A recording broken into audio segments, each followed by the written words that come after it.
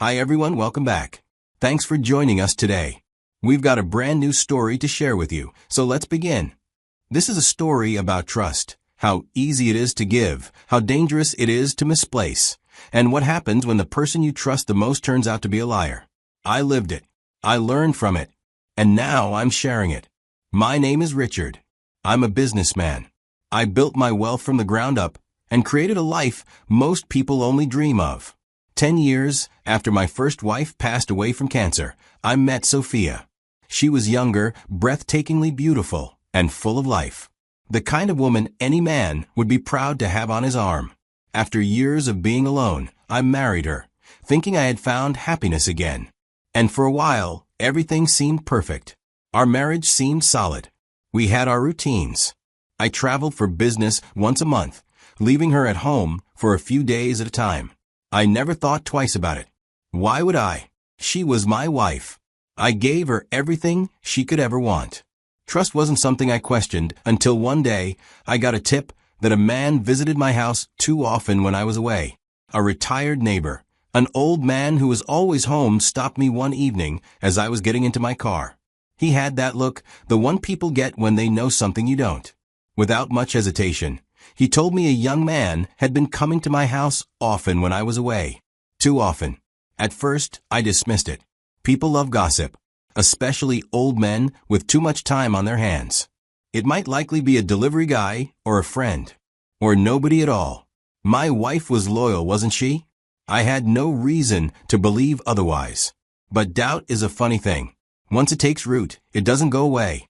Even after I brushed off the conversation, the thought lingered in the back of my mind. A quiet, nagging voice whispering, what if? I wasn't the type to jump to conclusions, but I also wasn't the type to be played for a fool. I decided to test Sophia, but discreetly. It didn't hurt to reconfirm.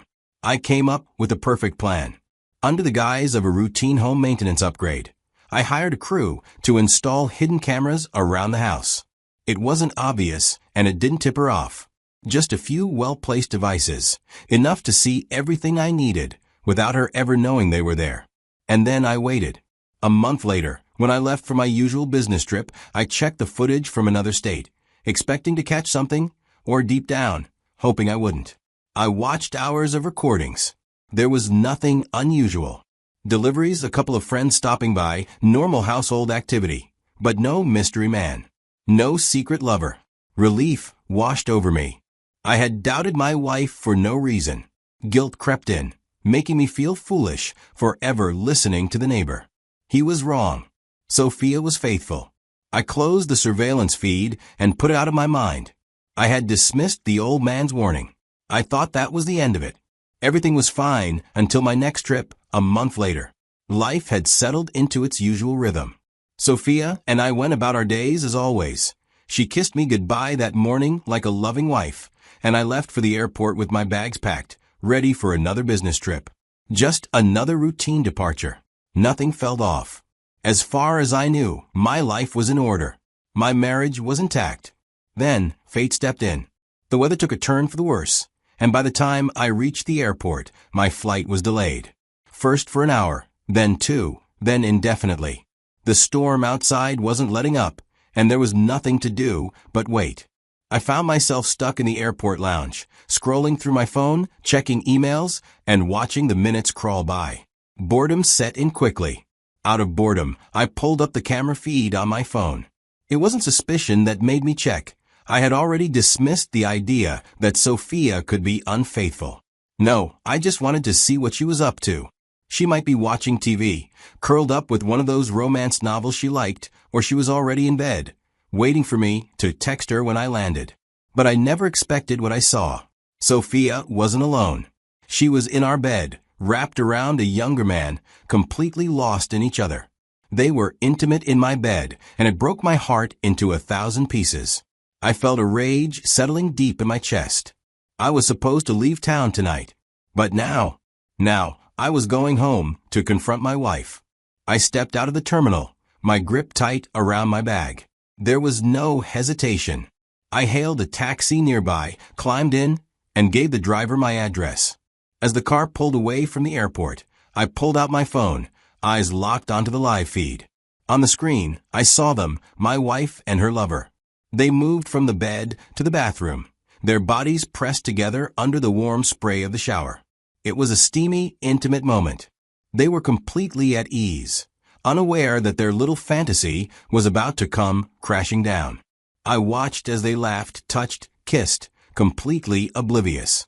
Minutes later, the taxi slowed to a stop in front of my house. I paid the driver, grabbed my bag, and stepped out. My focus was razor sharp. I moved to the door, pulling out my spare key. The lock turned smoothly, and I slipped inside like a ghost. The house was just as I left it, except for the trail of clothes leading toward the bathroom. His shirt, her dress, his pants, their underwear, carelessly discarded like their shame. I took my time, stepping over them, my movements precise and controlled. I knew exactly what I needed to do. I moved quickly, heading straight to the circuit breaker and flipping the switch. Instantly, the house plunged into darkness. More importantly, the hot water cut out. The reaction was immediate. From behind the bathroom door, I heard the sudden confusion as warm comfort turned ice cold and everywhere dark. Perfect. I didn't knock. I didn't wait. I kicked the door open with enough force to send it slamming against the wall. A violent crack echoed through the room. Inside, they both froze for a second, and the only sound was the water still running. Then, I switched on the flashlight, landing directly on them. Sophia screamed, terrified, like it was a home invasion. Her lover, dripping, scrambled backward, his hands moving wildly to cover himself. But there was nowhere to hide. And then I stepped forward. Slow, deliberate, my phone in hand, camera rolling. I wanted every second of this captured. No words yet. No reaction. Just the quiet horror settling into Sophia's wide, tear-filled eyes as she finally recognized the shadow standing in the doorway. That was when the begging began. My presence alone had already shattered whatever fantasy they were living in. Now, it was time to make them feel the weight of their choices. "Get out," I said, my voice calm but firm. Sophia hesitated, eyes darting between me and the shivering boy toy beside her. She made a move for a towel, probably hoping to salvage whatever dignity she had left. I snatched it away before she could wrap it around herself. "No," I said. "You stand there exactly as you were when I caught you." They had no choice but to obey. Dripping wet, naked, and exposed, they shuffled into the living room, arms wrapped around themselves for cover. The young lover kept glancing around, shifting on his feet like a caged animal looking for an escape. I saw the moment he realized his problem. His clothes were gone. I let that realization sink in. I had hidden them after I cut off the power supply, knowing exactly how this would play out. He was trapped, vulnerable. Then came my final command to the lover. "Get out of my house." The kid looked at me, panic flashing in his eyes. "Please? I can't go out like this." I didn't repeat myself. Instead, I stepped over to a drawer, pulled it open, and took out my pistol. The sound of the slide racking back echoed through the room. I said, "Get out." That was all it took. He bolted. No more hesitation, no more begging. Just the slap of bare feet against the cold floor as he sprinted for the door. How did he make it home? I don't know. I don't care. Sophia is still sobbing, still pleading for me to stop recording. Her bare shoulders trembling as she kneels on the cold floor. I look down at her, my voice steady. "So, this is what you do when I'm not around." She sobs harder, shaking her head frantically. "I made a mistake," she says. A mistake. That's what she calls it. What she did wasn't a mistake, it was a choice. A calculated decision made over and over again, every time she let another man touch her in my house, in my bed. I tilt my head, watching her unravel, then deliver the fatal blow. "You do realize you signed a prenup, right?" She freezes. Her sobbing stops as if I just hit pause on her breakdown. Her eyes were wide with disbelief, trying to process what she just heard, trying to find a way out. I don't give her one. I step closer, my voice slow, deliberate.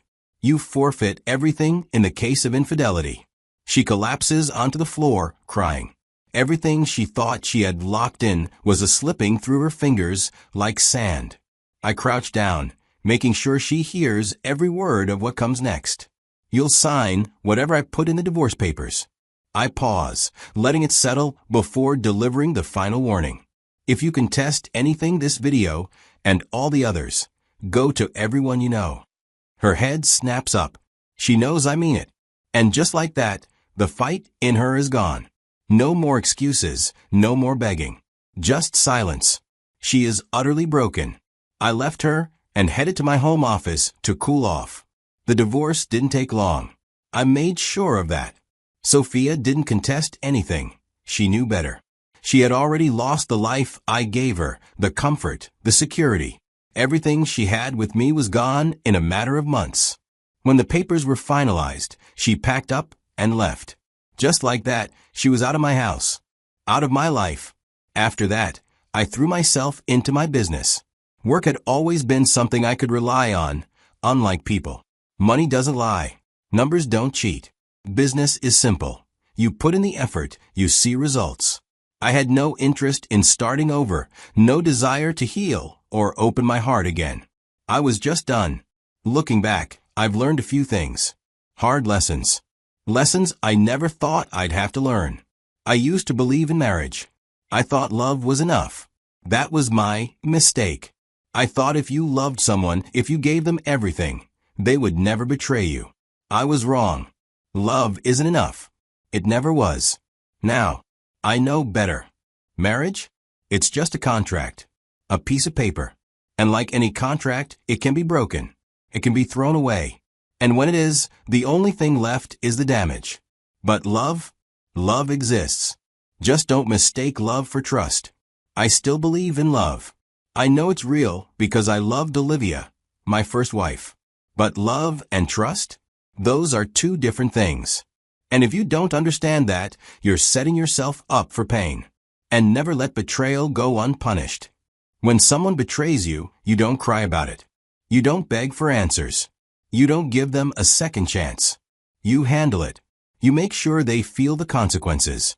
And then, you walk away without looking back. Over to you. If you were in my shoes, what would you have done? Would you have reacted differently? Would you have confronted them immediately or played it smarter in a different way? Some say betrayal should be met with forgiveness, while others believe in giving cheaters exactly what they deserve. So what's your take? Let me know in the comments. I want to hear your thoughts. And if you know someone who needs to see this, a friend, a brother, or anyone who might be ignoring the warning signs, share this video with them. Betrayal isn't always obvious until it's too late. Maybe this story will open someone's eyes before they end up learning the hard way.